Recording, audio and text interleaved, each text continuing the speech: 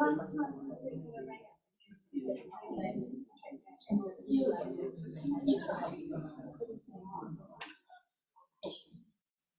everybody. Perhaps today's weather has been unhelpful in some people being able to come. Today, I think our car park is also full, so we're just starting a little bit later than usual. We just wanted to give people an opportunity to try and find a park. So thank you for your patience. Welcome. Just a couple of housekeeping things first. So this is the Braintree Wellness Centre. There are approximately 8 to 13 different tenancies within this building. The toilets are just outside of this door here, and then almost directly opposite when you go outside of this door. In the case of an emergency, you can either exit through this door here, and then please make your way towards the bicycle sheds, which are just down this pathway. Alternatively, you can exit from this door here, and you can go out of the front door. So our staff will guide you, okay?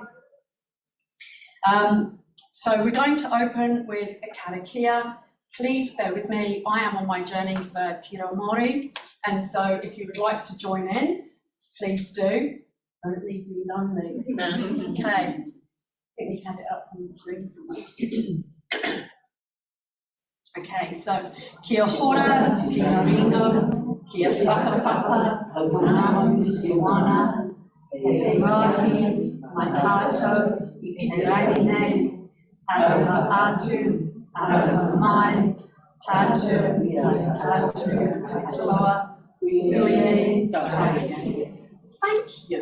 That's nice. Thank you for joining in. If we could please keep questions and answers for the end, or else the other presenters may not get time to present, but also some of your questions may be answered in the content of some of the presentations. Before I welcome the first speaker, I really like Google. And in fact, if Google was a person, my husband would probably think I was having an affair. So last night I had a quick look, and it said that navigation was the process or activity of accurately ascertaining one's position and planning and following a route. Great, okay, we should all have one route, and we should all look to follow that route. And so we've got speakers here today that hopefully will help us untangle some of the navigation of the systems and services that sit within quite a complex system. So first speaker, welcome to Helen Hayes from the Whaikaha Ministry of Disabled People. Thank you. I'm putting a timer on to make sure I stick to my 15 minutes. Hi everyone, my name's Helen Hayes. I'm a portfolio manager with the Ministry of Disabled People. Portfolio managers manage existing disability providers in all the regions, as well as do a range of things, navigating complaints, helping resolve situations that are in our immediate area. So there's 3 of us in Christchurch, 3 in Dunedin, 2 teams spread in Auckland, North area, and then Central Wellington. And there are about presently 18 of us across the country. When Whaikaha moved across, many of the portfolio managers who worked in the Ministry of Health, about half of us are still here, and then they've recruited a number of new staff.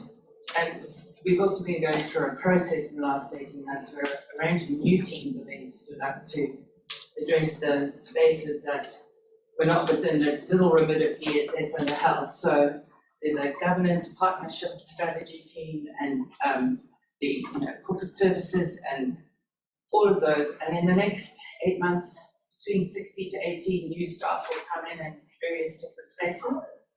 So I think we're still very much in a space of transition, and it feels in a lot of ways that an enormous amount of stuff has changed, and then at the same time very little has changed.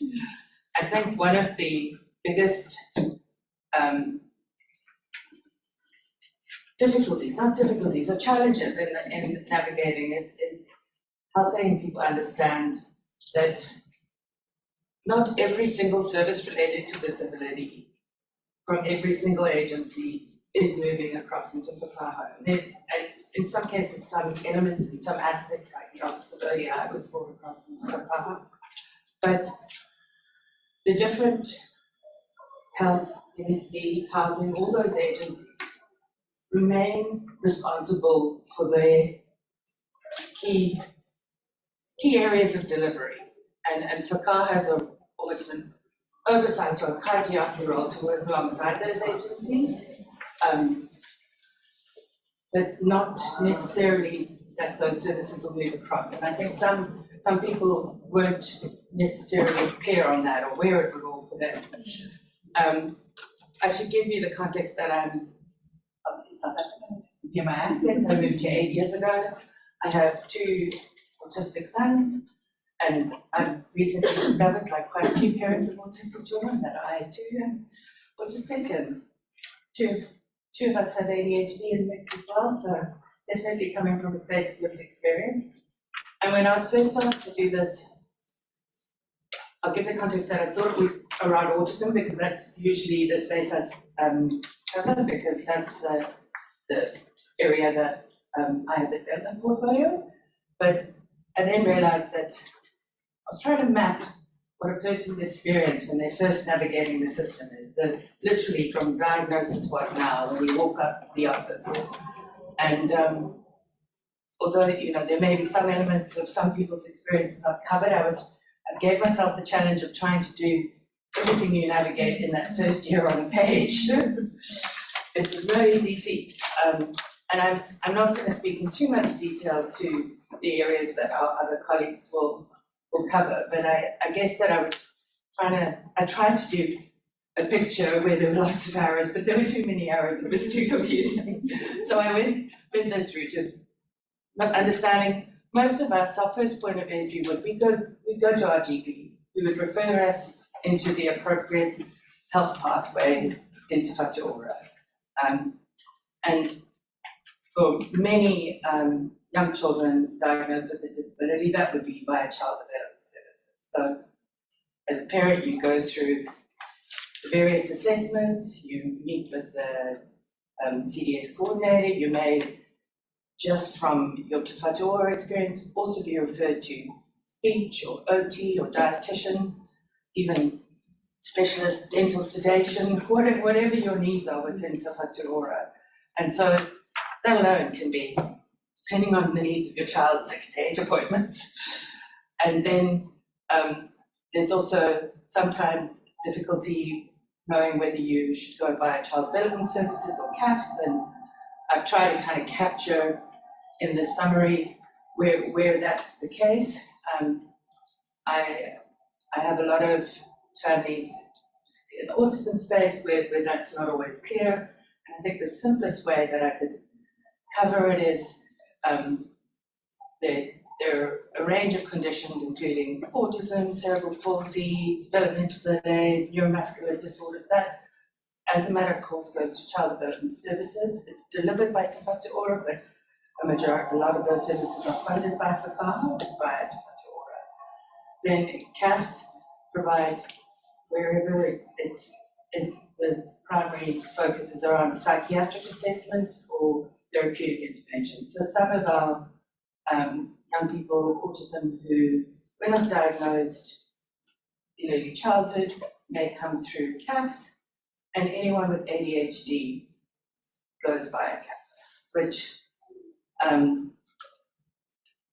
in turn, both CAFs and child development services would be the people who would then refer you to Lifelinks. And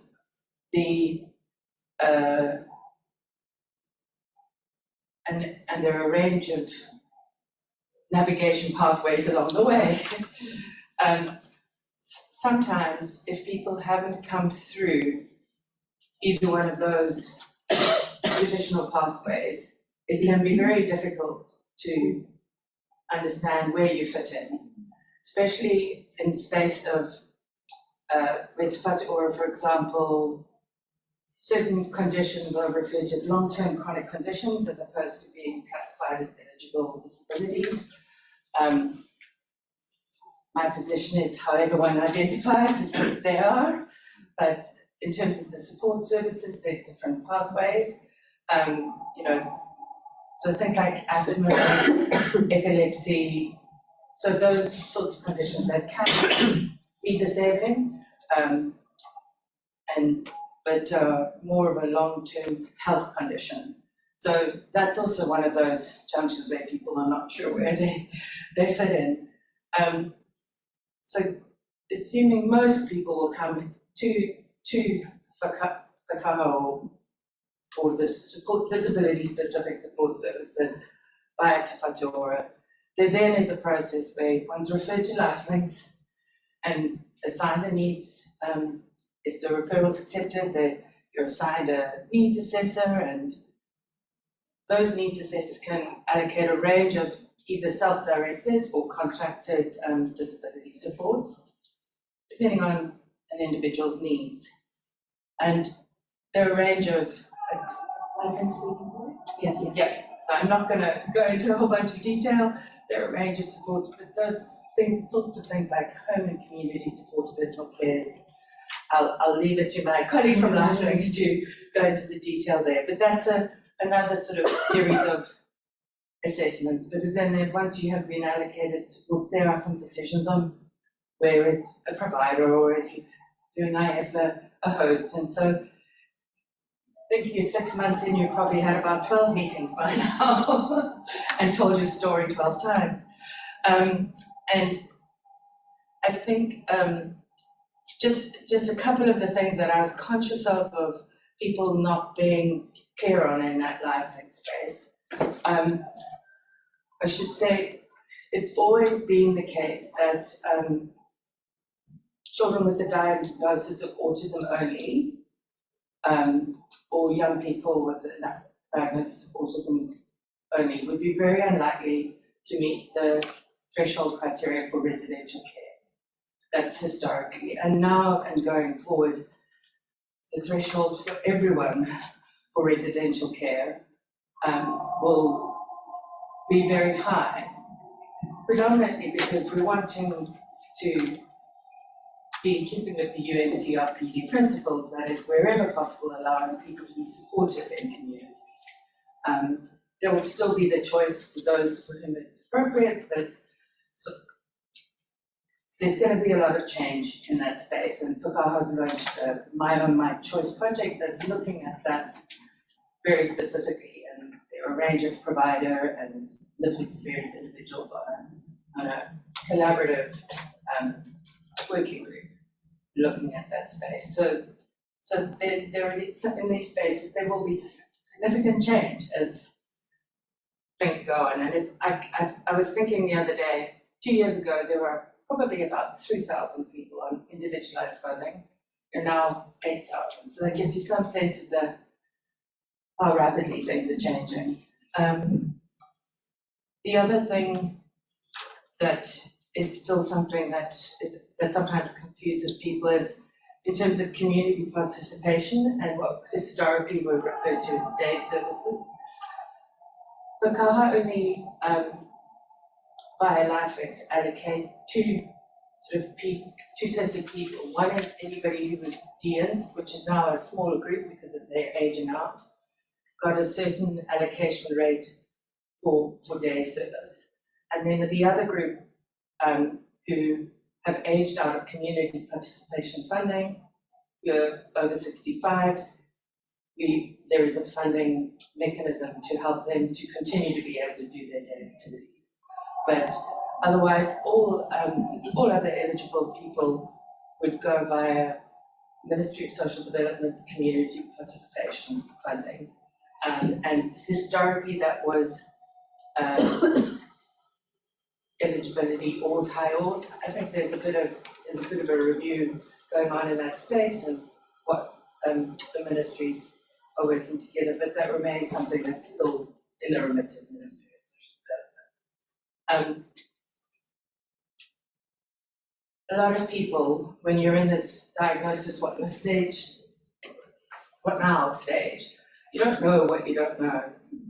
And I used to work for Sam's Care Matters, and I was like, amazed by the amount of people I've met, often migrants or English second language speakers, not necessarily born in New Zealand, but who had no knowledge or understanding of any of these supports that were available, and particularly things like the disability allowance or supported living benefit for those who are eligible. Again, that's a very high threshold, only certain people would qualify. But all of this information, they had no sense of where it was.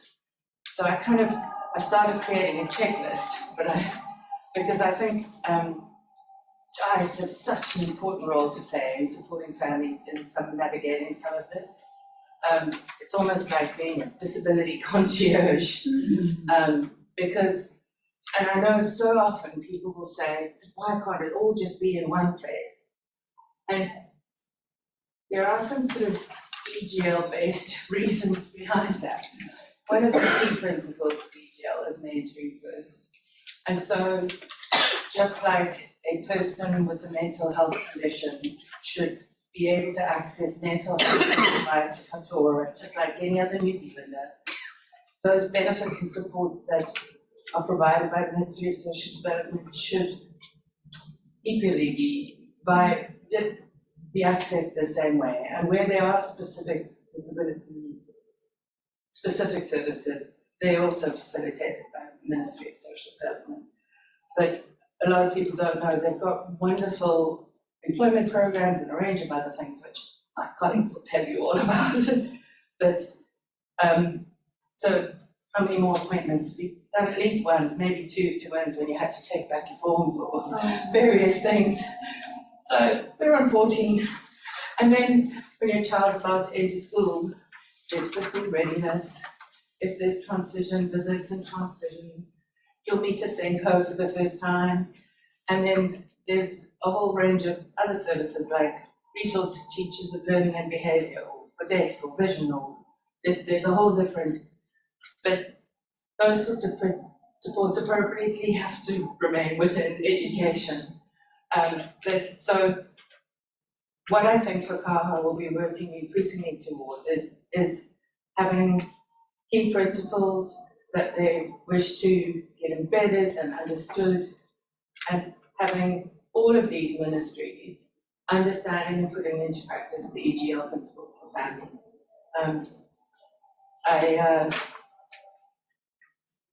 When I wrote my list, I think I got onto 16 between meetings with the RTLB, the IEP with the SENCO, with various meetings after incidents at the school. And, you know, it can be hugely overwhelming. And I think where there is possibly the most potential for me in the system transformation is our DIAS being empowered to play a supportive role. But then, you know, I'm sure a lot of you read the announcement about the contingency funding in September. It was a slightly reduced amount to what was initially envisioned as part of all of government health funding. But only from that funding, only 2 new sites and 1,000 people will be extending in terms of EGL in the first wave. There are a whole range of other system transformation actions that will be happening and cover off now. But I think in the immediate 5 to 10 years, our DIAS will be critical partners in helping navigate all of these things.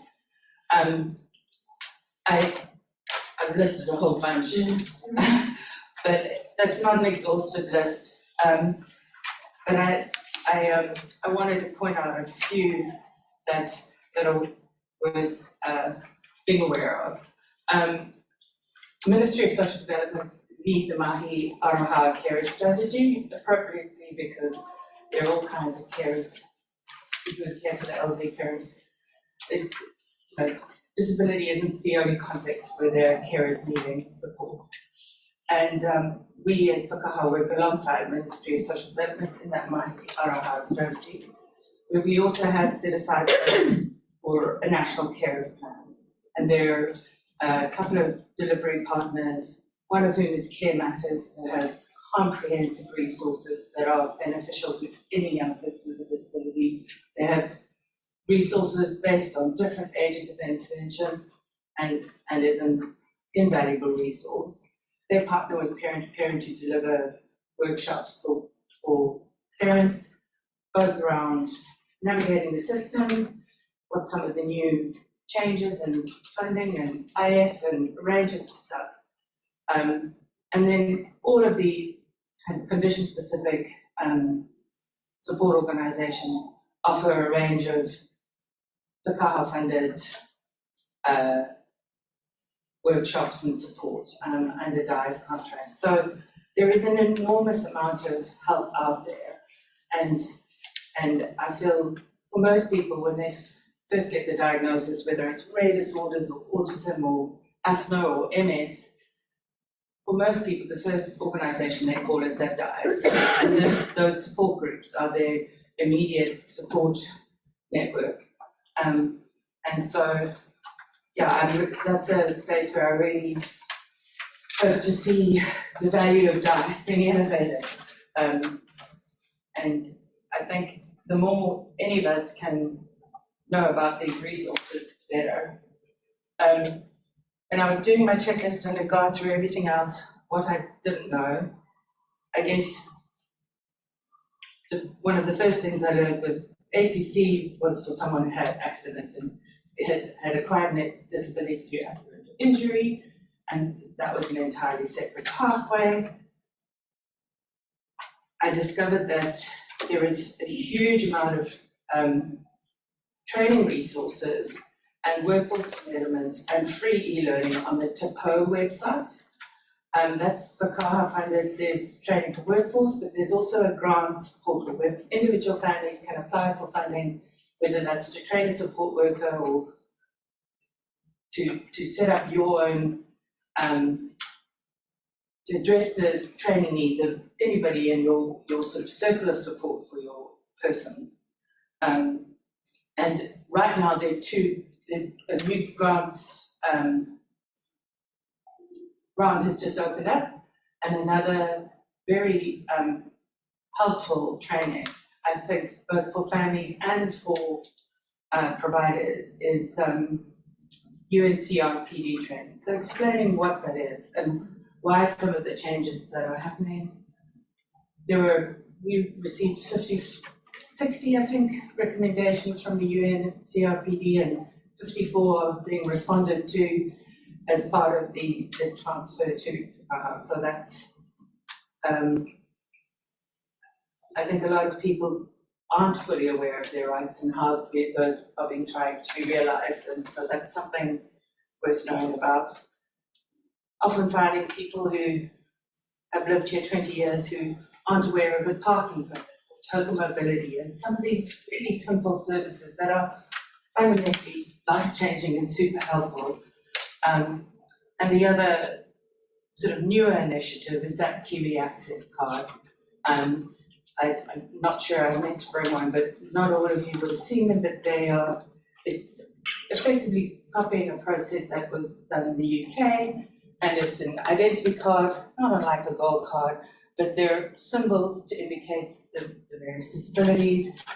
It doesn't yet have locally the same recognition as our yellow KiwiAble cards, but I think the more people embrace it and take it on, it will, and it's really powerful tool. I realised on my checklist that I haven't added the various advocacy and support groups. There are a range of disability advocacy services who can assist, and perhaps most important of which, the Health and Disability Commissioner and the Office of the Ombudsman. They're pathways. You can make a complaint via the respective organisation if you have a complaint or a query, and there are people.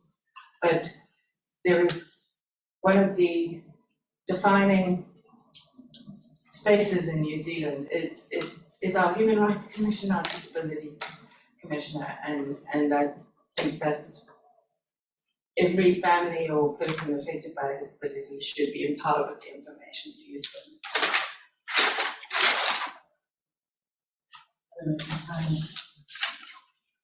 I think I've done it all. That's pretty, I think it's each by the time we should shout it up. It's B. You're all good. It's okay. I also should say that these handouts come with the disclaimer that they weren't proofread. No, They're not official documentation, they're just a mother's guide to navigating the system rather than official documentation. And go and leave time for the others. Helen, thank you so much. Before you go, we've got a little bit. Thank you so much. People put so much time and energy into putting some of this information together, and you could hear Helen say there when she was putting this together, and then she tried to consolidate that. That's a lot of appointments for people, isn't it? And that's just the extra to your normal life. That's right. That's just yeah. the one. Yeah. They're ongoing. Yeah, that's it. Thank you so much. Okay, so next we have the team from Enabling Good Lives. If we'd like to welcome, is it Emily? Sorry? Yes. Emily, thank you, and Andy. Yeah. All right, thank you. Oh, sweet. Maybe it's one. And you've got to point it at the computer, not any of the other screens. Okay. Morena, I'm Emily, this is Andrew, and we're part of the community team at Enabling Good Lives Christchurch.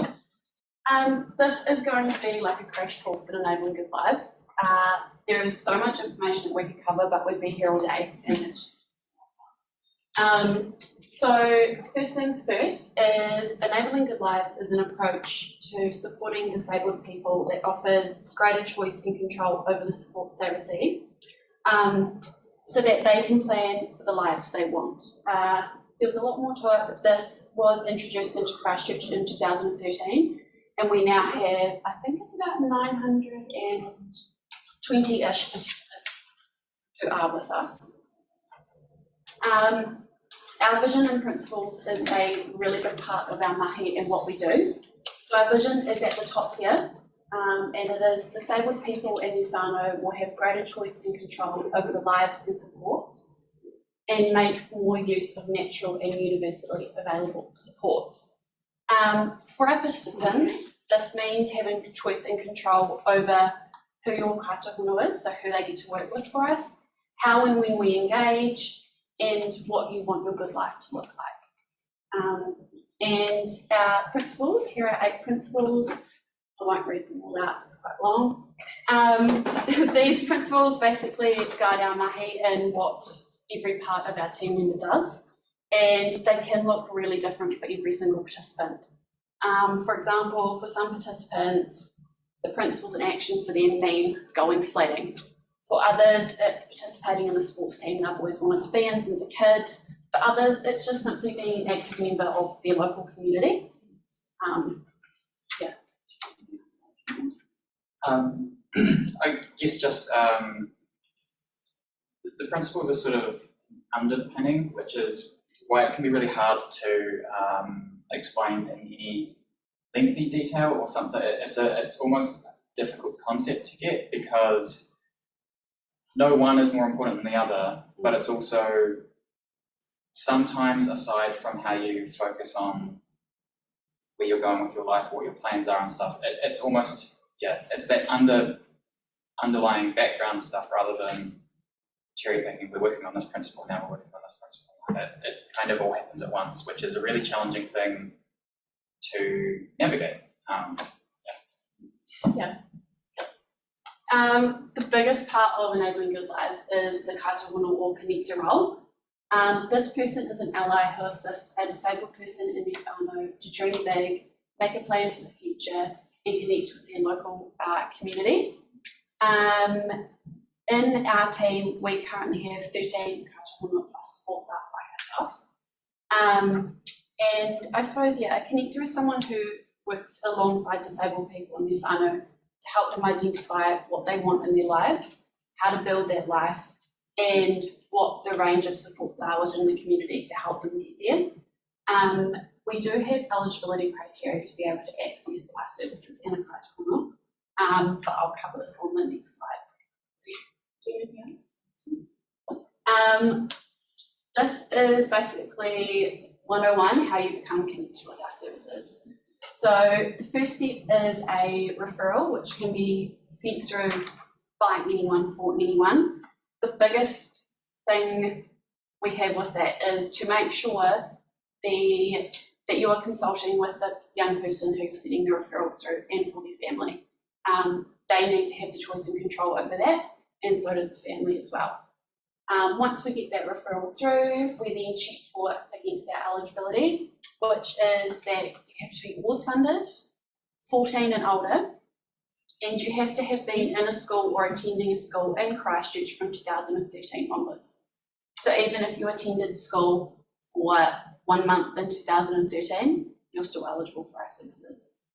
From there, we will email you out our connector selector. So it's got all our available connectors, what area they live in, if it's local to you, so it's tailored to you.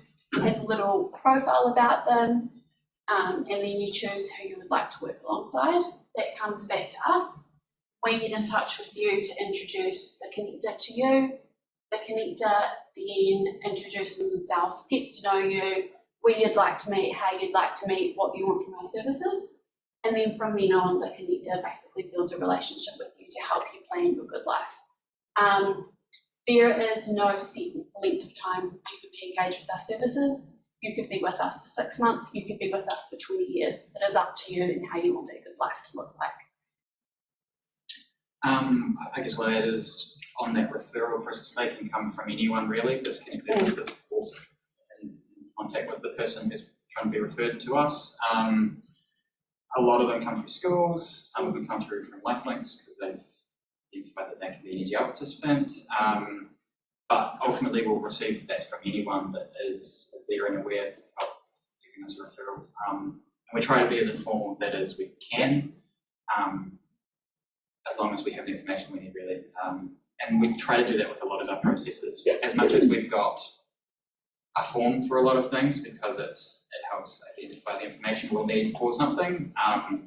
If they comes to us in a different form or a different format, if it's an email, as long as we've got the information we need, then we're not going to get caught up on the bureaucracy of having filled out the correct form. Yeah. So, Yeah. Sure, I'll take over from the budget side. Yeah, I'll do that. So I am a budget advisor, one of 2 budget advisors in our team. Lifelinks has been mentioned, it's coming in from ground zero. Lifelinks are the majority of the needs assessment and service coordination for Christchurch and Greater Canterbury and extending further west coast. We work quite heavily with Lifelinks, especially in my space around the budget stuff. It can be a really complicated area, so I don't want to weigh you down with too many overly technical details. An EGL personal budget is a particular type of budget or funding, whereas Lifelinks deal with a whole array of things. Like was mentioned, there's residential care type of support. There's was also mentioned by Helen the individualised funding, which is now quite a significant number of people around the country have individualised funding budgets. From a practical point of view, that doesn't look too different from an EGL personal budget. It's just, I guess, EGL sort of took a little bit of a step further than that, where it was decoupled from specific support types or categories, if you will.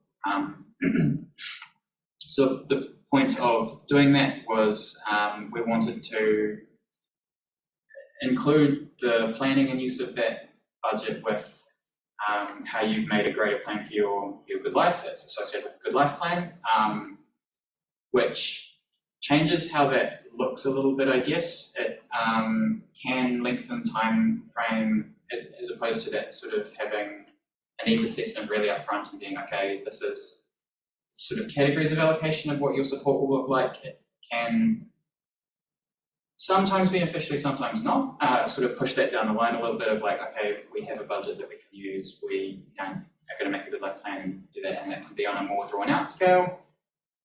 But it gives the flexibility for people to be approaching it how they like, because for some people it makes sense to go, right, we want a solid plan right from the first week before we even look at using any support. For others it's like, you know, it's what we need, we're going to try and work with it as we come along, our plans are going to change constantly, things like that. So again, that's where the flexibility comes in. Flexibility of how you can use and utilize your supports and engage with that. The idea is that,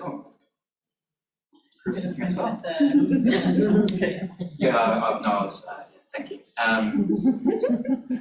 So the idea of a EGL personal budget is that it's not necessarily a change of the amount of funding you're receiving, it's a repackaging. As was mentioned, the OARS, anyone's not aware, that is ongoing resourcing scheme, which is associated with your school and education assistance funding sort of thing for in-classroom support, which again, via a lot of technical and tricky things is a continuing out of school after that as well, which is a transfer of ministries, which is why there's the difference of those different ministries that you see up on that slide. The key takeaway from this really is that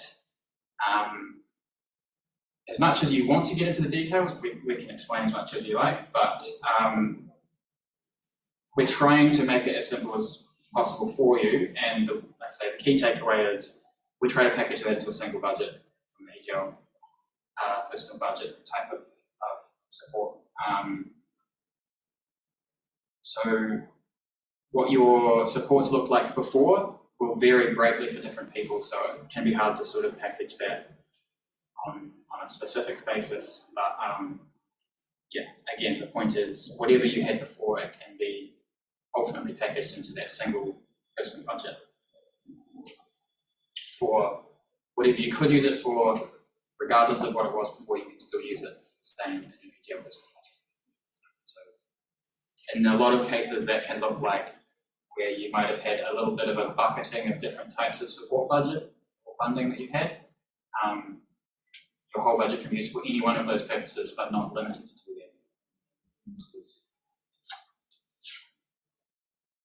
them. There are some exceptions for what can and can't go into a personal budget. Most of those are, again, the fine print, but we're going to get into the ministry sort of side, that OARS component, this is largely what this OARS component is talking about, where that connection to the Ministry of Education, OARS is the only thing that's really connected to the Ministry of Education for EGL's perspective and budget use of personal budgets. But there are specialist teacher time that's not part of the OARS funding or component that you get when you're at school. It's a bulk funding contract arrangement, which when you then bring it into the individual space of the personal budget is a set rate. So there's a little bit of transfer of it. The set rate has been constant for a while now, but occasionally has. But that's ultimately the same thing from different ministries, they just have different rates.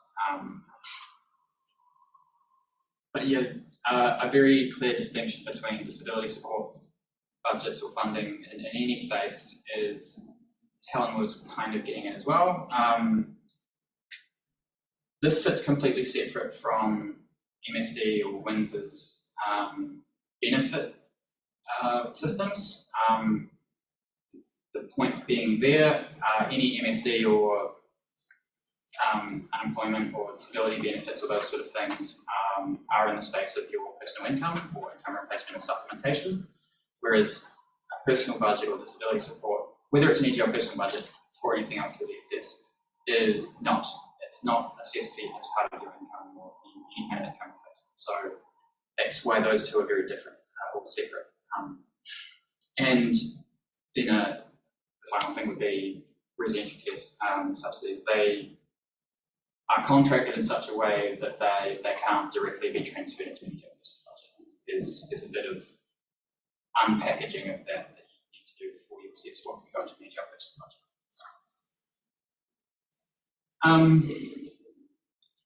So yeah, that's where we're at. We'll hold space for a lot of questions if you have any.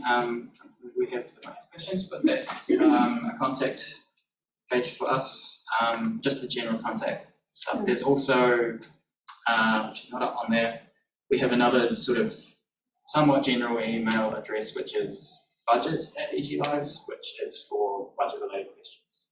So for, if you got to that point, purchase applications. But those would be, if you're not already a participant, definitely places that you would go to. Thank you. Thank Thank you very much. Thank you. Thank you, Andrew. Thank you, Amy.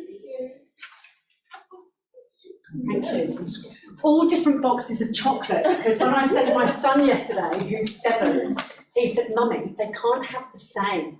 So if you want to swap at the end, then that's a discussion between you.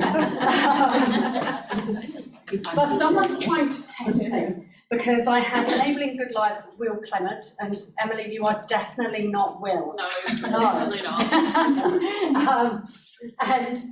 Now we have Lesley Campbell from Lifelinks, and I know this is definitely you, Lesley. Welcome up. Thank you.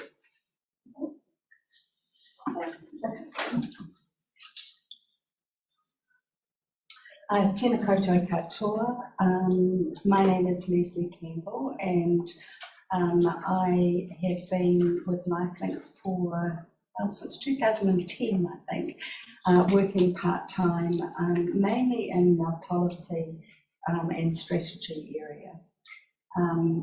So I'm going to be talking today a little bit about the national picture of the NASCs, which is Needs Assessment Service Coordination, and then quite a lot about Lifelinks and the support services that we can allocate to. I'm always surprised when I come to these gatherings how many people don't know about Lifelinks, and you know, you'd think that after, I think it's been 28 years or something that Lifelinks has been around, you would think that everybody would know, but you can't assume that paediatricians or GPs or, you know, people that you might come across would know about Lifelinks. And often people know through talking to friends or a parenting group. You know, they might be having morning tea or something like that and say, "Oh, did you know about Lifelinks?" And so I'm always really pleased to come to these events. I think it's really important to share the word.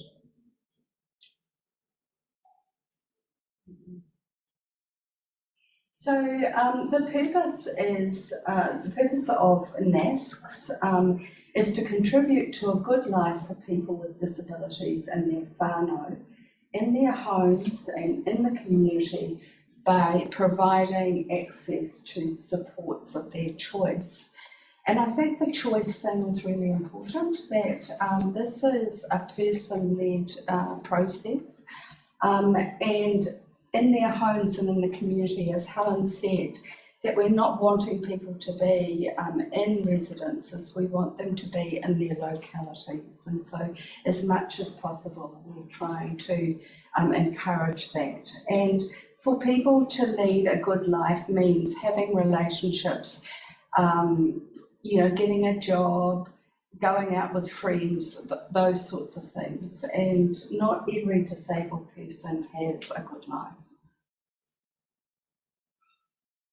We are one of 15 NASCs nationwide, and we work with disabled people in whānau in the interface between Whaikaha, which is the funding and policy agency, and disability support service providers. So they're the people that deliver the services.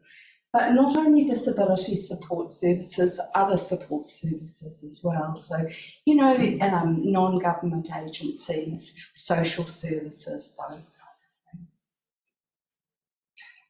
We're contracted to provide services to people 0 to 65. So there are several other types of NASCs. There's the older people's NASC and the mental health NASC, and long-term health conditions. You know, there's a whole lot of NASC. So we're just the 0 to 65, and we're known as the younger person's NASC, which is very complimentary. We've been open since 1995. We have bases in Christchurch, Timaru, Greener. So we go from Kaikoura in the north to the Waitaki River in the south and the west coast, and we have 51 staff.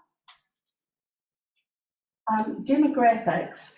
We've just done a recalculation of our stats, and we have over 8,000 clients. A fairly even distribution from the children and young people to adults, but interestingly, more males than females, and I understand that from the literature that is because more males are identified with an intellectual disability and ASD, but whether that's right or not, I'm not sure, and nobody can understand, or no, I couldn't find anything in the literature around why that might be. Fairly representative of the ethnic groups. We've had a huge increase in terms of culturally and linguistically diverse groups in the last 10 years and continue to do so. And I think that's because of the quotas coming to Christchurch, and we have wonderful social services supporting people from communities. Who's eligible to access Lifelinks services? Well, anybody is who are 0 to 65 and have a disability of some sort. They need to be a New Zealand citizen or resident, or have come from a country who has a funding relationship with New Zealand. The likelihood that the disability will continue for at least 6 months, and the disability limits your ability to function independently to the extent that ongoing support is needed.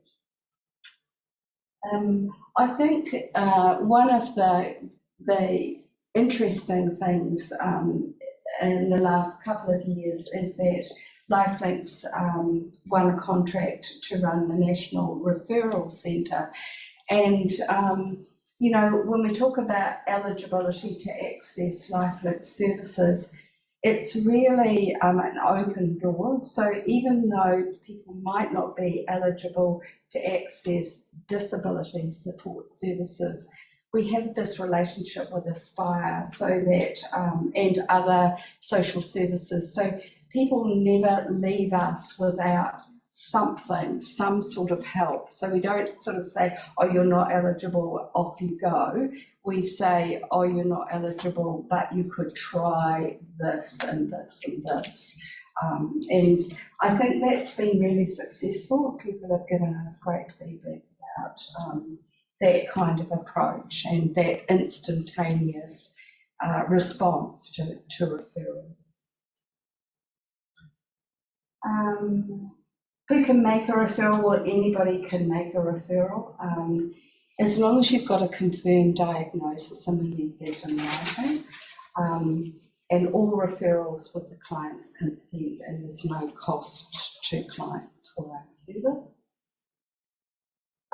I always emphasise this because often, and this goes for any of us, you know, when you're going to a doctor or, you know, somebody in authority, sometimes that can be quite overwhelming and create anxiety.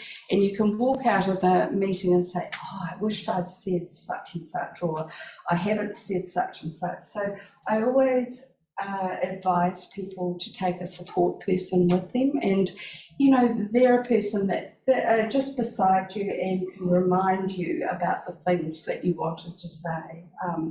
And they can be a family or friend member or somebody from a local peer support group to the Health and Disability Commission, you know, so you can have a range of people. We at Lifelinks, we have a kaumatua who can give cultural advice and cultural support for Māori and others. And we use professional interpreters because it's really important that we understand what a person is saying as opposed to them understanding us. So we have a number of, I guess, branches to our organisation. Planning and coordination are two of them, but also we've just started an autism team and also a community support team, and I'll explain those in a moment. But if you've been accepted as eligible for Lifelinks services, you're referred to a facilitator who will arrange a time and place to meet with you and explain your rights. And there's the advocacy and support person present. They must have informed consent, and so they need to tell you what the purpose of gathering information is, how the information will be used, where it will be stored, those kind of things, and give you information about feedback, so the complaints process as well as our client opinion survey. Each planning session is taken at the client's own pace and it's individualised. A plan is written with the client, so people come to people's homes and bring a tablet with them and they write the reports mainly with the client. And they focus on goals and strengths and the support required to meet those goals. And then the plan's checked and signed off by the client. And then we move on to the coordination phase. So the coordinator will receive the plan and identify the supports and services that have been noted in the plan and give people a choice of and explain all the different choices so that people can choose the one that best suits their needs. And we also support people to go to other than disability support services. So, you know, it could be a social service, it could be a mental health service, it could be just anything really, you know, just recreational activities, those sorts of things. So our facilitators are well versed in the resources in our community. And the other two teams, the autism team, they do both the planning and the coordination all at once to speed up the process. So we've created this new team to make it more efficient, I guess, for people with autism to get support. And that's a person with autism or autism and another disability. And also a community support team. We've discovered that a lot of people are not using IF or not using their carer supports or so on because they don't know how to use them, or it's too frustrating to learn when you're under a lot of pressure. And so we've created a new team to come out into people's homes to help them with those tasks. So what sort of publicly funded disability support services can clients be referred to?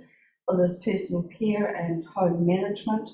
The only proviso with home management is you've got to have a community services card. Environmental modifications, that can be supportive assistance, technology, to rails, to changing your showers, you know, it can be anything really. Quite an elongated process for that. That needs to be a couple of forms need to be filled out by Lifelinks as well as an OT, and they need to marry and then they go for an OK at Whaikaha. Home support, that is the child who needs to go swimming and you've got 3 other children and you'd like somebody to help you with that. And then there's a couple of respite options. The carer support days are for full-time carers and can be used flexibly, so you can save them up for a holiday or have them, once a week or whatever. And respite care is planned with a contract provider in the residence often. Supported independent living, that's you can live in the community but need help with budgeting, cooking your meals, so on and so forth, and residential. There's also specialised supports for people with ASD. I've got the information that Disability Information Advisory Service is a first port of call, but there are adult parent education programs, a communication and behaviour support program for people who, for example, might be experiencing anxiety. And an ASD developmental coordination program, which is a combination of cross disciplines of people from OT, speech therapists, family therapists who work with a person's system, so parents, teachers and so on, to assist them with their children. And then there's behavioural support services, which are delivered by Healthcare New Zealand's Explore, and therefore people who makes their behaviour challenging for them to relate to their environment and to others.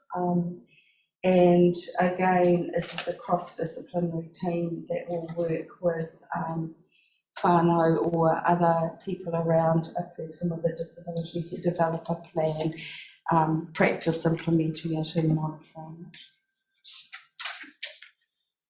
I think I've probably covered those.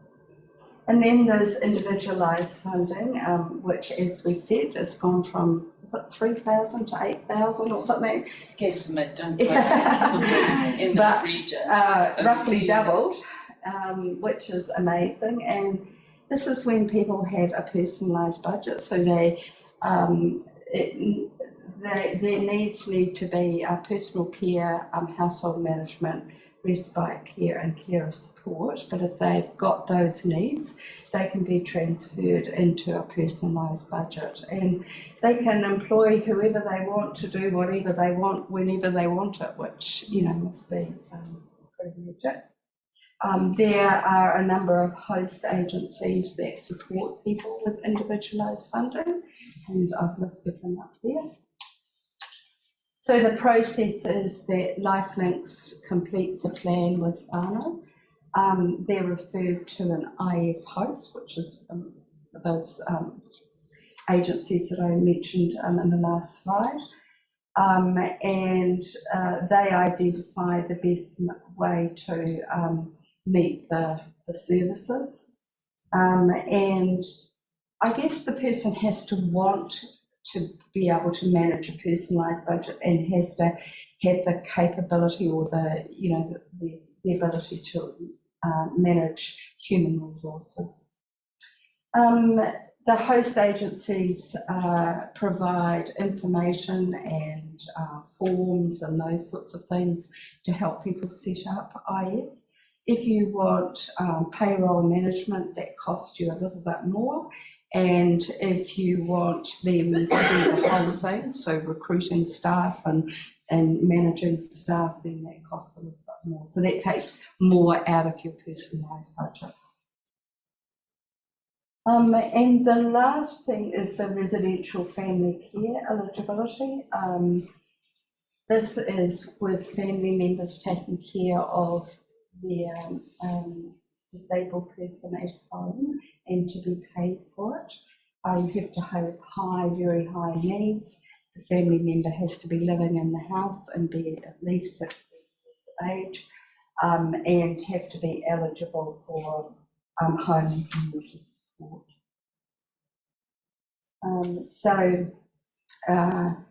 We develop a plan, confirm that they're very high needs, and they're referred to an IF provider, or a family member becomes an employee of a Whaikaha contractor provider.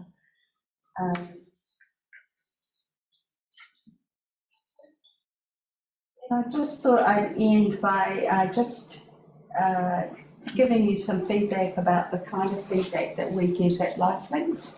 That each year we collate all the feedback that we get, and one question that we ask is, did engaging with Lifelinks make a difference to your life? And you can see that most people strongly agreed or agreed.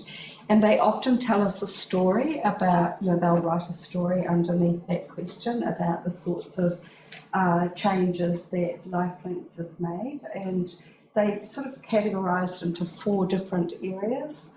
One is around independence. One is around well-being, like less stress.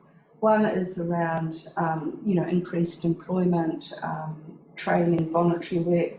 And one is around participating in social activities. And I just was reading one this morning, and this woman said that because she had household management, she had so much more energy, she was able to go out with her friends, which she hadn't been enabled previously. And it's just touching stories like that that make a difference to us all that are working in this sector.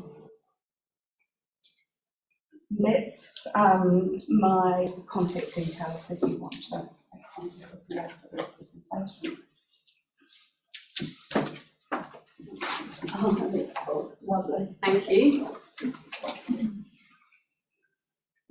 Okay, I had another name, which is Kathy. I'm sure I can. Kathy, okay, yes. All right, thank you. So please welcome Kathy O'Neill from Te Whatu Ora.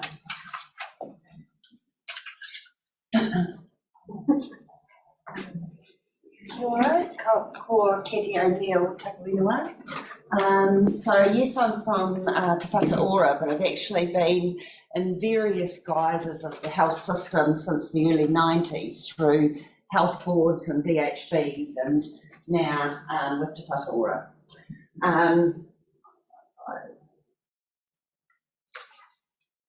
So I want to talk to you about one part of the health system. So that title is a little bit misleading.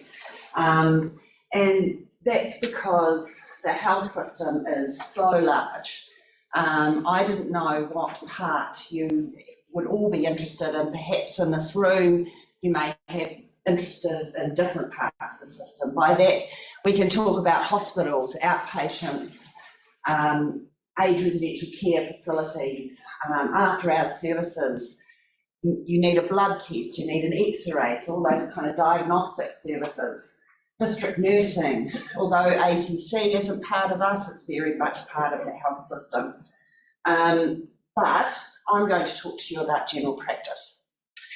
The reason I thought general practice, one, that's the area that I work most closely with, but two, there's been a lot of media coverage about how hard it is to get a GP right now.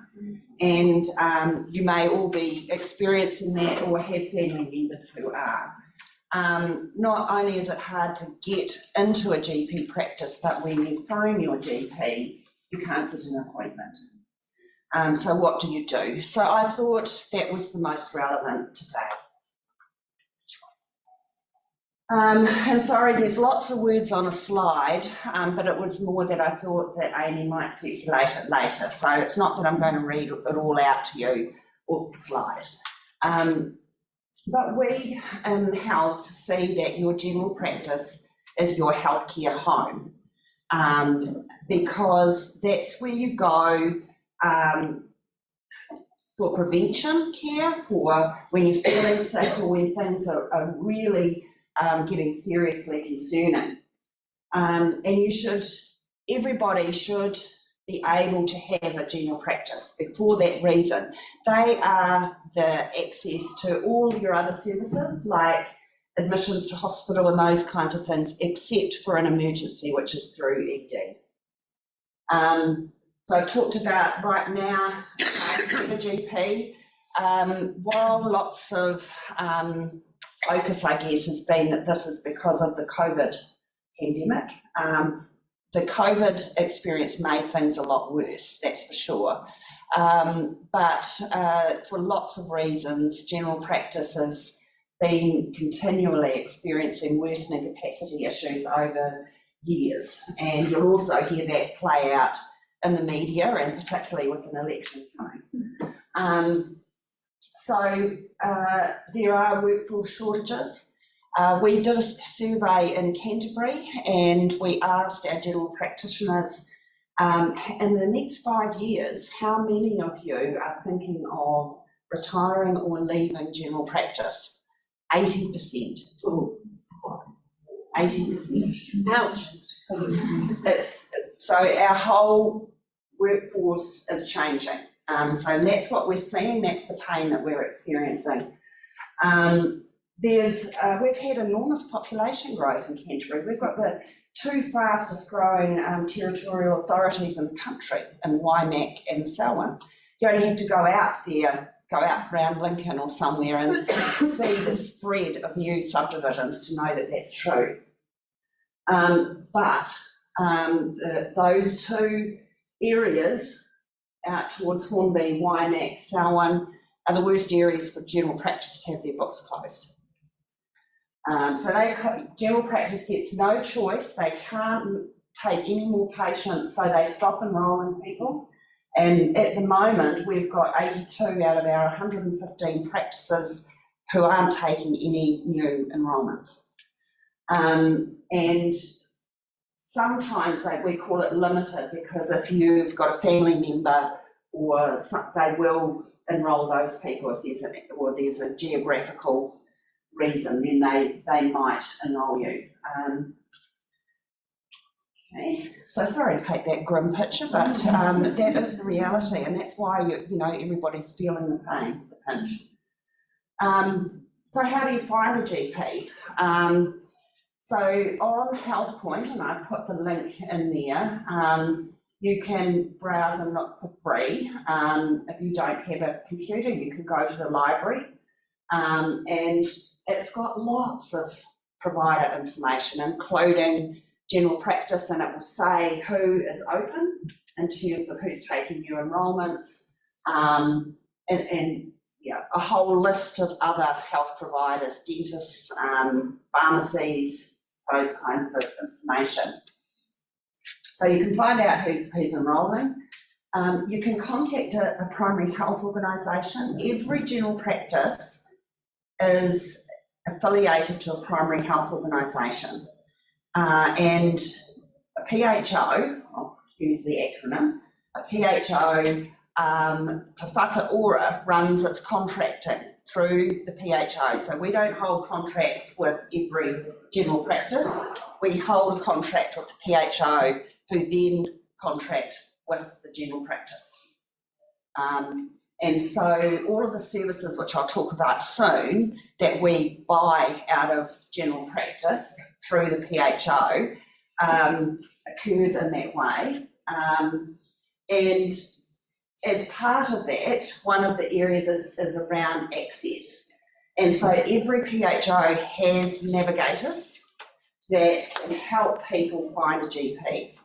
And because of their relationship with general practice, often the PHO can help convince a GP to take you when an individual approach isn't successful. So they're really great advocates to get people enrolled, particularly for GPs that have closed books. While you're going through all of this, it may be that you actually need to see someone and you're not yet enrolled with the GP.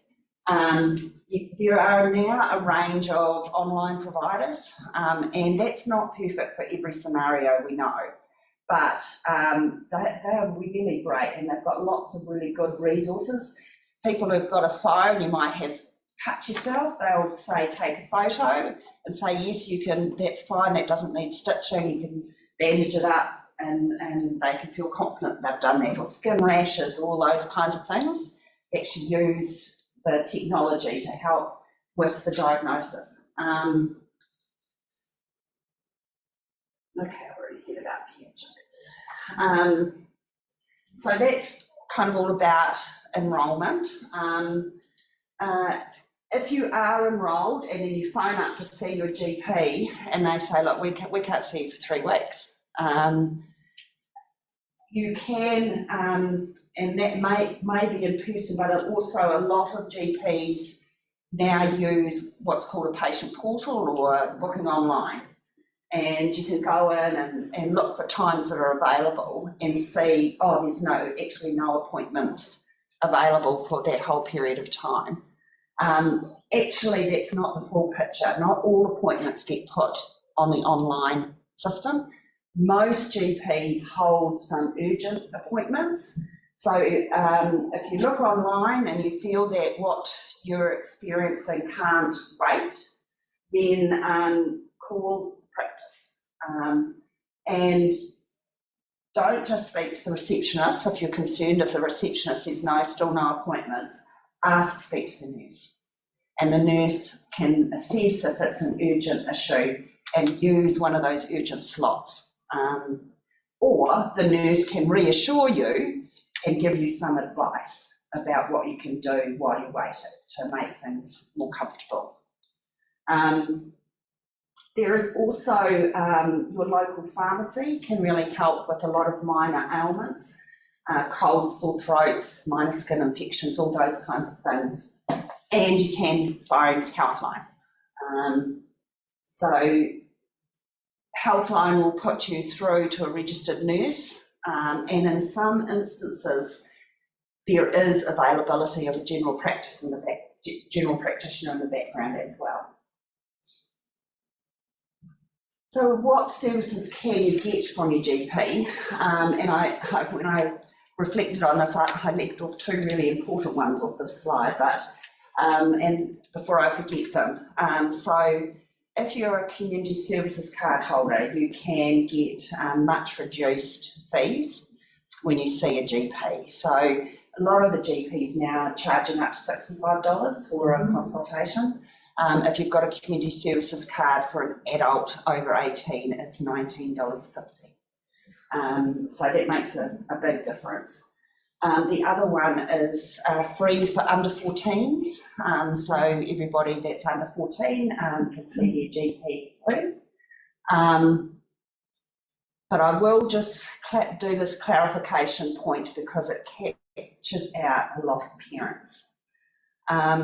It's free in hours to see your GP, but if you went to the 24-hour surgery or Riccarton or Morehouse, which are our 3 urgent care centres, and it's in hours, they will charge you because the provision is with the general practice in hours. It becomes free in urgent care centres after hours, which is either 5 or 6 o'clock at night. There's a little variation between the 2 urgent care centres. So a lot of parents get caught out with that. They go to the 24-hour surgery in hours expecting it to be free, and it's not. So the other services, over the last couple of years, Te Whatu Ora has been funding general practice for health improvement practitioners and health coaches. So health improvement practitioners particularly focused around mental health, anxiety, depression, and then there are health coaches. Health improvement practitioners are registered health professionals. Health coaches don't need to be. They're people that can walk alongside individuals looking at their well-being. That might be lifestyle, diet, exercise, giving advice around those things. There is availability also with extended consultations with the GP for mental health. So you might pay for your first consultation, but then if it's another 15 minutes or so, so you get half an hour with your GP, that second half is paid for. And then there are provisions that are free for Māori, Pacific and community services card holders. So contraception, you can see the list through there, and there may be some that I've also missed off because there's quite a few that are available to those groups.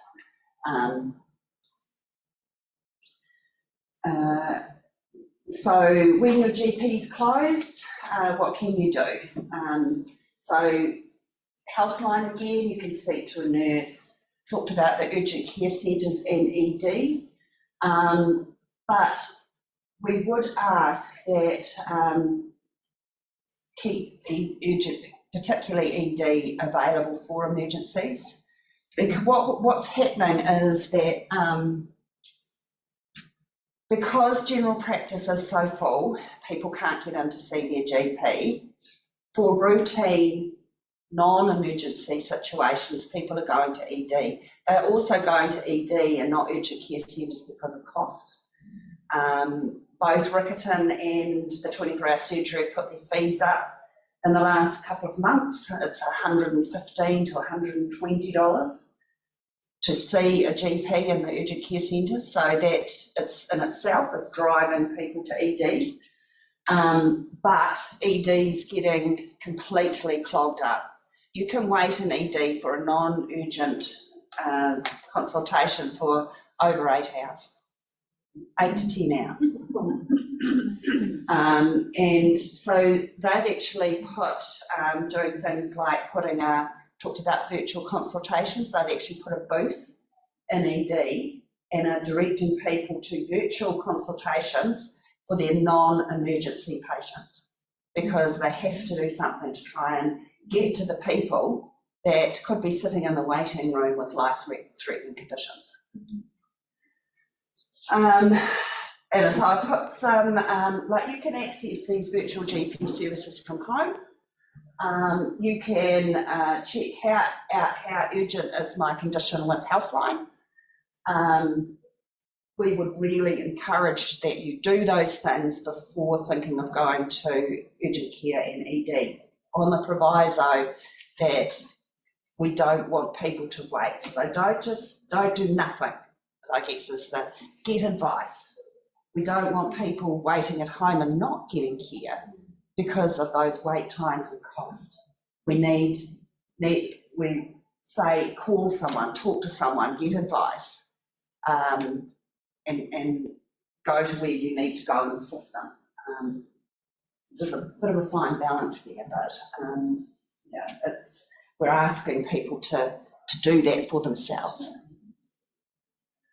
And this is actually more on what is on the Health Point, and things that, you know, you can look up places that you can go, dentists, physios, podiatrists, optometry, about those different services that are available that people often think they have to go to their GP for, but actually there are other really great allied health professionals who can help. It's a quick run through. That was a quick run through, but very eye-watering indeed, and quite polarising. Thank you very much indeed for your time today. Thank you. Please enjoy. Thank you for bearing with us, everybody. We just have 2 more presentations to go. So next up, we've got the Health and Disability team from the Ministry of Social Development. So welcome Jessie, Heather and Fiona. Fiona and Jessie anyway. Fiona and Jessie. I can be with them as well. Yes.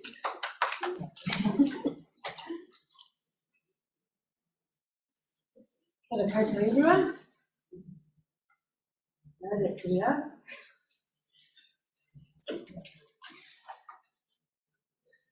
Sorry. Morning, everyone.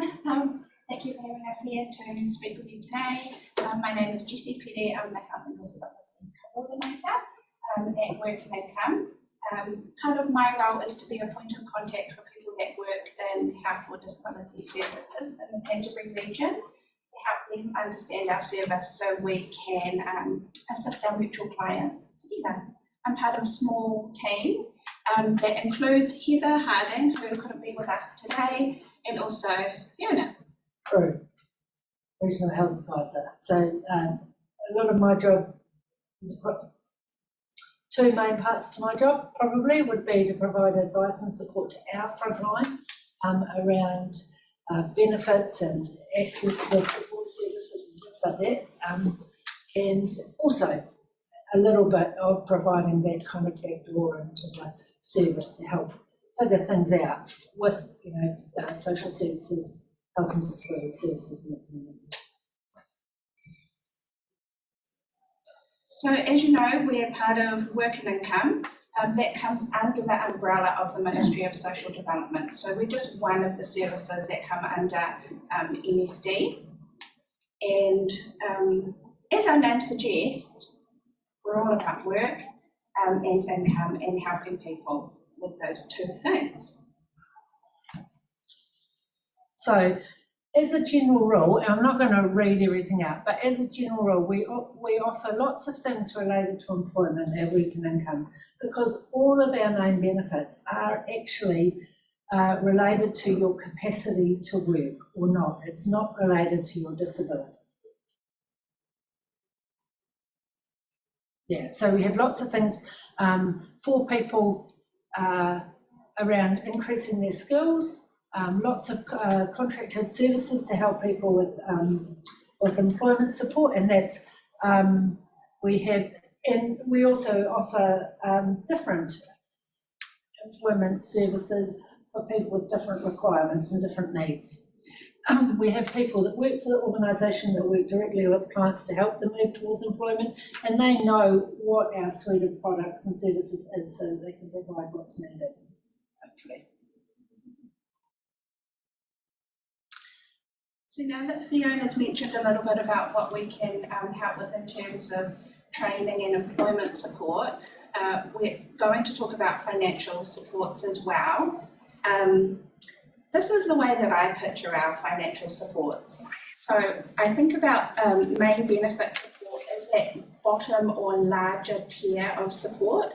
So it will make up the main chunk of somebody's income if they are needing that. Something to remember about main benefits is that while they are income tested, they are not asset tested. So you can have savings in the bank and apply for benefit assistance. You don't have to spend everything you have before you make an application. Then once we've checked if you qualify for a main benefit, we'll also check to see if you qualify for extra help. Extra help is something that can be paid on top of a main benefit, but you don't have to be receiving a main benefit to access extra help. Extra help is made up of lots of different types of assistance. An example would be disability allowance or accommodation supplement, but we will talk about those things in a bit more detail shortly. One of the differences with main benefits and extra help is that extra help is income and sometimes asset tested as well. So slightly different rules around how much savings you can have in the bank. And then we'll also talk a wee bit about hardship. So that's assistance you can get on top of the other two things if you're needing help with an urgent or emergency cost that you can't cover yourself.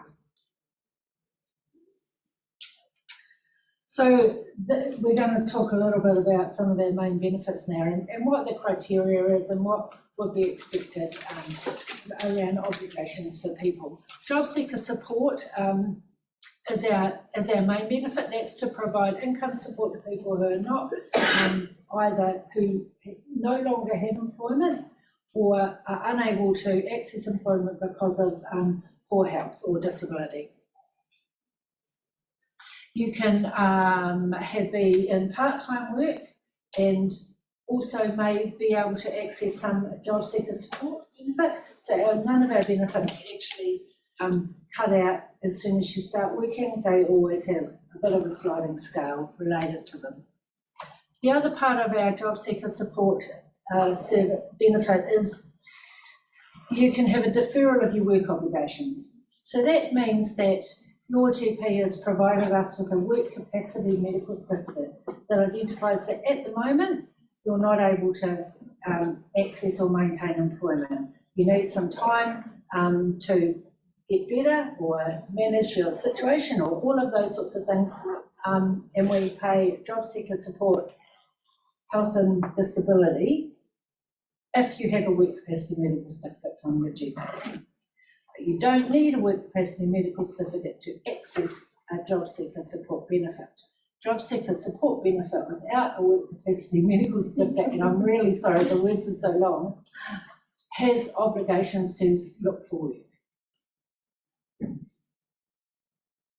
Just to mention about those work capacity medical certificates, they are only valid for a set period of time.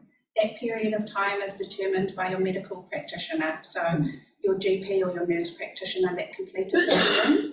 If it's time for that certificate to expire, we will give you a month's notice by mail, which you can also read online or you can receive it in the post.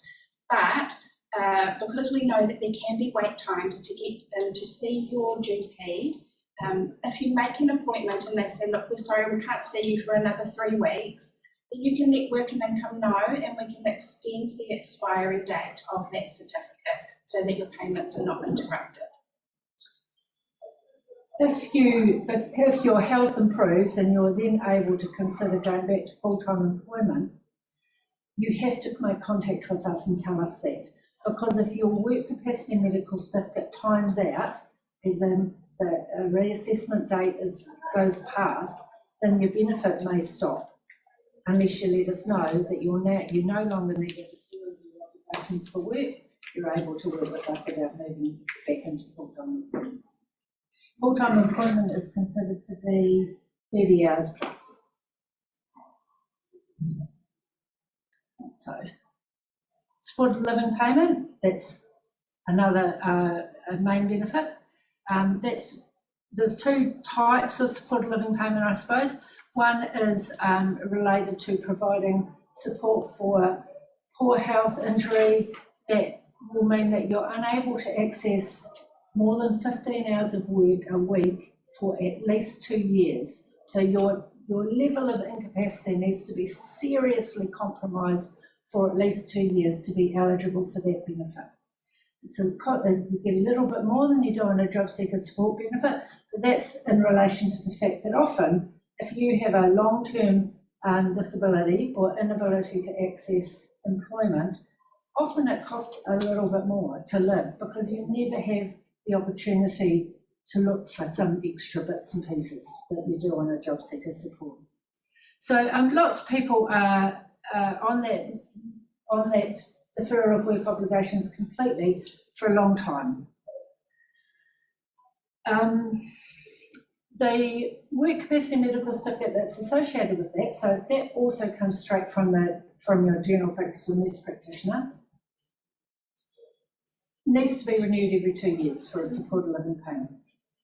A lot of people kind of talk about that a wee bit, saying, but my diagnosis is not going anywhere. Why do I have to keep renewing it every 2 years? And the answer to that is that the benefit is not connected to your diagnosis per se, it's connected to your capacity to work.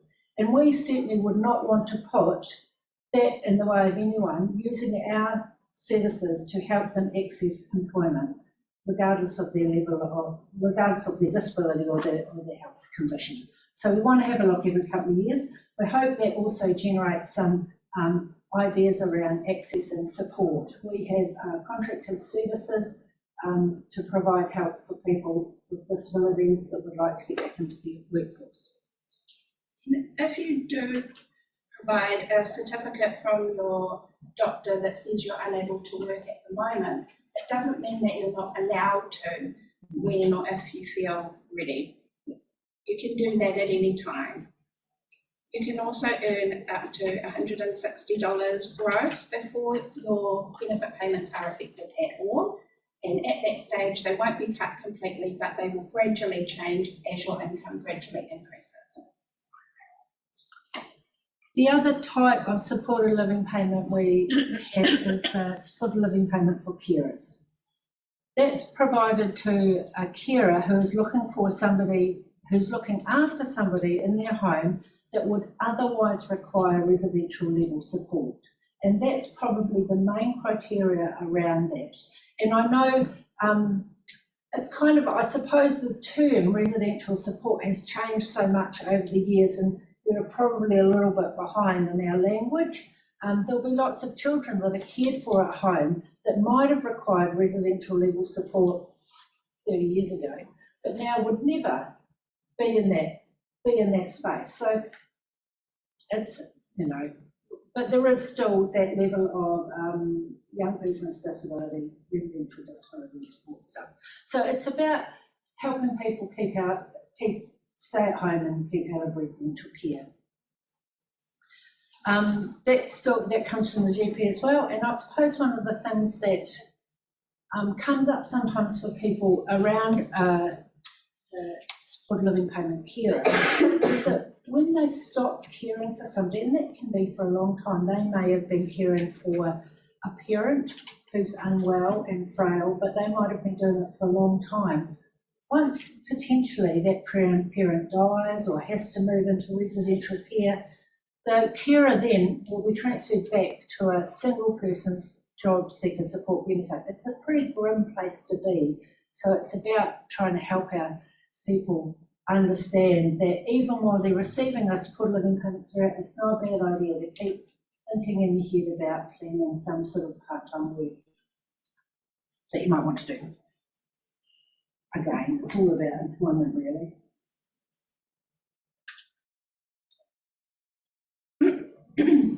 Disability allowances, kind of two sorts, although they're quite separate allowances, but that's really, really confusing for a lot of people. The disability allowance is for everybody from 0 to 6, or 0 to, zero to the end, really. It's about providing for health costs, essential health costs that sits on top of your main benefit. The child disability allowance, well, that sounds like it's a disability allowance for children, it's not. The child disability allowance is entirely related to the care and attention that's required for a child with a serious disability or seriously poor health. Disability allowance can cover all sorts of things. You can get them both at the same time. So if you have a child that you're caring for, that child can also get disability allowance. Everyone in the family can get a disability allowance if they have health-related costs and they meet the income and sometimes asset criteria. So GP visits, counselling, some special foods for specialised diets. We can give you a little bit of help for that sort of thing. We can give you help for accessing health services in the community that are not provided by any other health-funded organisation. So we are like the ambulance at the bottom of the cliff. We're the last option when it comes to health support because we're not funded to provide health care for the population. It's just something to keep in mind. And again, child disability allowance paid to a caregiver who's looking after a child that requires significantly extra levels of care and attention. So not residential level care, but perhaps you might have a young child who has autism and can't, this happened just yesterday actually, and you can no longer access appropriate childcare for them because the childcare service where you live is limited and they can't manage that sort of thing. So that would be considered significantly higher levels of care and attention. Obviously, there's other things that you could access for that child as well, but that's the sort of thing that we're looking at. Disability allowance is income tested. The income limit will depend on your family composition. So it depends if you're single, have children, how many, and so on. But the child disability allowance is one of only 2 types of assistance that is not income or asset tested. The other type, which I haven't included in my slides, is the unsupported child benefit or orphans benefit. That's another payment that is not income or asset tested. and that is paid to a person who is caring for a child or children who is not one of their own. Because there has been a breakdown in the relationship between the children and the parents, and the parents are unable to care for them themselves. So that's one of the other non-income asset tested types of assistance. Also, while the amounts mentioned here down the bottom are the maximum rates that we can pay, those rates are reviewed around the 1st of April every year, so they do change. The child disability allowance rate, $113.20 a fortnight, is paid as a flat rate. That's what's paid. The disability allowance is a maximum of $75.10 a week. That doesn't mean that that's what everyone gets. That means that we can pay disability allowance for health costs up to that amount each week. Which is also why it's important that if you have any changes in your health costs, that you let working income know, because we want to make sure we're paying you the right amount. You don't have to wait for working income to get in touch with you to ask you. You can ask for a review at any time. Just have a chat with your GP. They'll do a short form for you, and you would return that to working income with some evidence of what your costs are.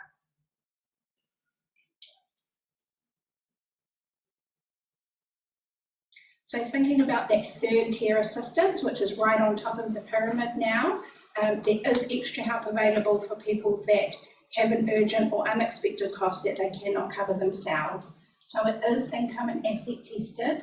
The current income and asset rates they also change annually, but they're on our website. So that's a good place to find the current rates. I've just included here a couple of examples of some of the things that we can help with. So dental is a great cost that many of us face, and over all the years gone by that I've been with MSD, the maximum that we've been able to help with that you don't have to repay has been $300. Recently, not so recently, 1st of December last year, that increased to $1,000, which is a great help, and we want everybody to know that that is available. You would need to have a chat to your dentist and make sure you tell them you need a working income quote, because there's a specific form that they need to complete, and then you would make an appointment and bring them into working income. Working income would have a look over that. We'll see what we can do. The cost may be over $1,000. So, for example, if it was $1,200, then we could help with $1,000 that doesn't need to be repaid, and we might be able to help with the remaining $200, but that would need to be repaid. Anything else around dental fee? No, no, I think that covers it. Okay, and then another example I wanted to touch on was letting people know that we can also help with glasses for people that are needing those. We do have a preferred arrangement with different glasses suppliers, for example, Specsavers. So again, like dental, you need to go and talk to your optometrist at Specsavers, let them know that you need a working income quote, and they'll do one up for you, and then you'd make an appointment to apply for some help with the glasses, and that does need to be repaid. Yeah. So there is some costs that don't have to be repaid, like dental and emergency food and emergency medical costs. And while there is kind of a list of things that we can help with, we'll also consider things that aren't on the list of general things that we can help with. It depends on a person's individual situation. So just get in touch and ask, because if you don't ask, we don't know. Yeah. Special mention for our website for people that are comfortable using this. All of our information is on our website, and I realise that can also be a good thing, but it can be a bit overwhelming or confusing. But the website is a great source of information. I use it daily, and what can I say about it? So search. You have to use the search box. I do use the search box every day. And you don't have to put a lot of information in it, so you could just put disability and then it will pre-fill with allowance, and then it will give you a page with all the information about disability allowance. It's print friendly, so it will say to you what it is, who can get it, how to apply, how much you can get. So I really like that. You can also access forms, and you only have to type in forms, and then you click on the first option, which is forms for clients, and it'll give you all of our forms in alphabetical order in PDF, which you can either email or you can print off. So I love that function. I also really love the check what you might get function. This will take you through to a short questionnaire. So say you're not really familiar with working income services, you haven't used them before, or you're assisting someone else that hasn't, then they can click on this. It will take about 5 minutes. It will ask some basic questions, and at the end it will say, look, at the moment you might qualify for A, B, C and D, and you're welcome to apply, and this is how you can do that.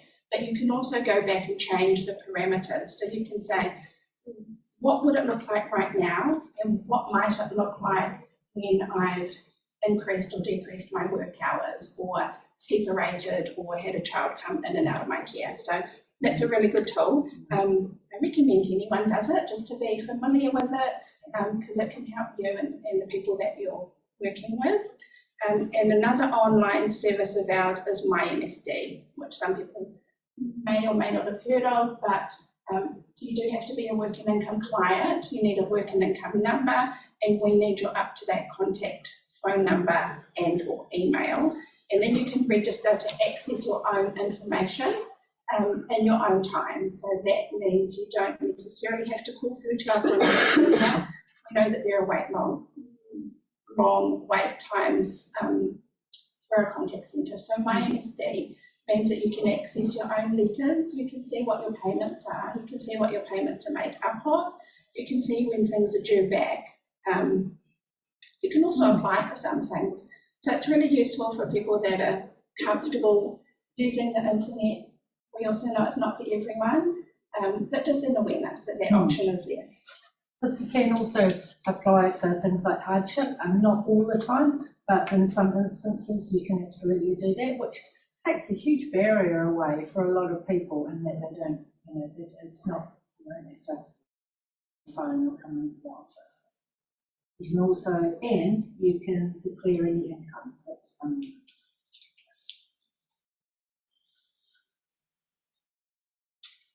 This Week Guide for Carers is available on the MSD website, so Ministry of Social Development website. If you search it on the Work and Income website, you'll get a link to it as well. I brought in a pile of these booklets, so I'll just leave them here, help us out if anyone would like one.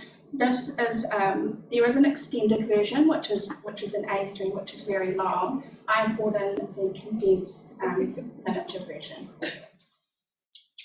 And it's full of useful information. And thank you so much for your time. Thanks, Fiona. Thank you. Thank you, Jessie.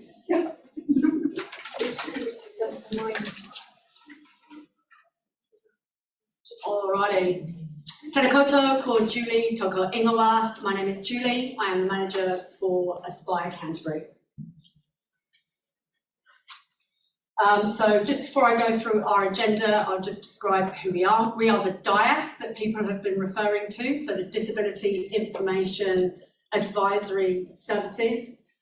We have been in operation since 1982, so over 40 years, and we are funded to provide unbiased and trusted information. We do not run programs, so therefore we are not channeling people back through to any programs that we are running, and we will provide honest, unbiased information. So first, our purpose, we inspire independent living. How do we do that? We remove the barriers for people to live in their community, to live their best life, and we will do that by providing information, resources, mobility equipment, and we do administer the Total Mobility Scheme. Before I go into a little bit about our services, I just thought it worth going through some statistics. So these statistics are, I have to compliment Julia Rutledge, who is the Professor of Clinical Psychology at the University of Canterbury. Child disorders in New Zealand, so 2021 New Zealand Health Survey, between the years of 2010 and 2011 to 2021. And you can see here the rates of escalation of disability of ADHD, 73%, autism, 39%, anxiety, 76%. The key message being here that we do have a problem of epidemic proportions. We do not have enough practicing psychologists to get on top of this number. If our population rates remained the same, we would get on top of this by the year 2040. So disability information. We are a proud member of the New Zealand Federation of Disability Information Centres. There are 23 of us around New Zealand. We all have different names. Ours is Aspire Canterbury. We work as a collaborative umbrella. We provide information so intangible, isn't it? We can't see it, we can't feel it, we can't touch it. It means so many different things to so many different people. And for fear of sounding extremely old, have you ever heard of that song, The World is Like One Great Big Onion by Marvin Gaye? It's a good song if you haven't heard of it. But this is kind of our disability and health related sector. There are so many layers that exist to this, and it's so complex and confusing. We put many of these services into a hard copy directory. There is a QR code that exists at the front of the directory that you can scan, and it will take you through to our directory online. The services are listed under headings, so you can easily go through to the heading. Really good for people that get very confused by hyperlinks. I don't know about you, sometimes I'll go on my phone and 20 minutes later, I'll remember that I was supposed to send that message to my husband that never quite got there. And there is a little bit of information in the back about the total mobility scheme as well. As mentioned, it does go through to our website. We do run workshops, so today might be an example of one. We have run other workshops, so demystifying enabling good lives. What is it? Is it principles? Is it a funded system? What does it mean to me? Personalised budgets and individualised funding, a lot of old language in there. Where does that come from? Which pot is it from? How can I use it? What does this look like in terms of building some capability and capacity in order for somebody to live their good life in their community? Respite options, autism support, housing, navigating systems. We ran a Next Steps Expo this year. There were just under 400 people in attendance, and we will run that next year too. We run the Total Mobility Scheme. We have 3 trained assessors. So this might help the GPs a little bit. You don't have to go to your GP if you feel that you are eligible for the Total Mobility Scheme. If it is that we're really uncertain after seeing you face to face and assessing your needs, that you are fit for this or eligible for this scheme, we may ask the doctor for some more information. You can refer through to us via ERMS if you are on the ERMS system. If not, please just pick up the phone. Our charitable purpose is to remove barriers.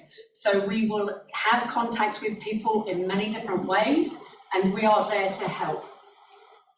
We have over 6,000 people on this scheme. Our shop. So when I say shop, some people think social enterprise, commercial entity, profit making. No. Our shop to us is a Pandora's box of different people's stories.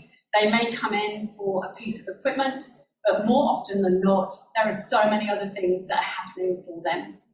We will listen to what it is that they are saying, and we will try and connect them back into their community. We'll reduce barriers by providing equipment. I'll give you a tangible example of this. There was a lady who came in the other day. She was the sister of a 64-year-old who had cerebral palsy, never been in the funded system. Parents didn't recognise the diagnoses. and we were able to help her connect to the right systems. She found the diagnoses in one of the parents' boxes for her brother. They came in for a drawer. I need something to open a drawer and lift things out for my brother, were her comments.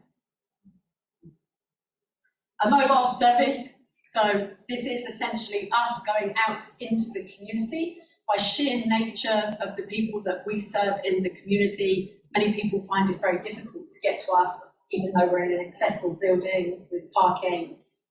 We are very happy to go out to people. The service goes out at least once a week.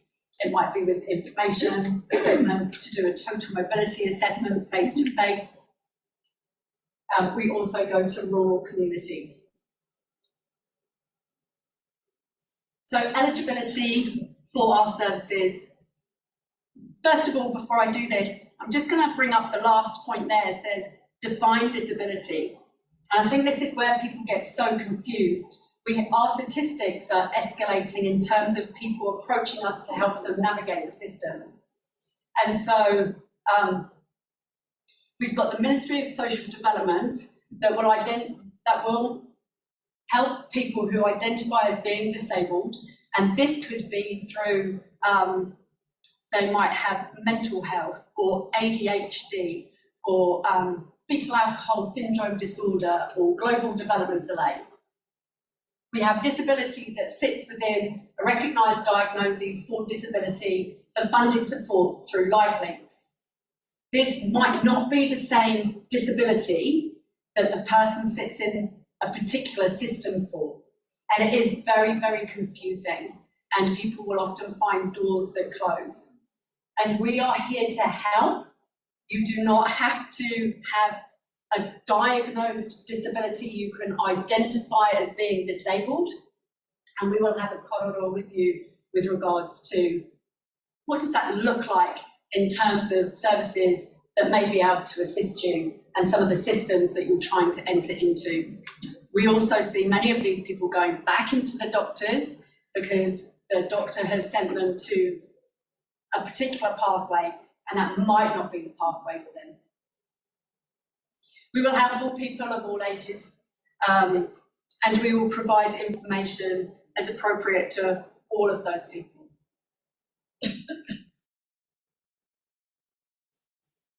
Here are our contact details. We are a tenant of the Braintree Wellness Centre. You can see our little wee shop or Pandora's box of people's stories at the beginning of the building as you walk in there. If it is that you ever have any questions, we're always here to help. I am going to pass to Amy to do a closing karakia or closing comment. But before I do that, we've got questions and answers.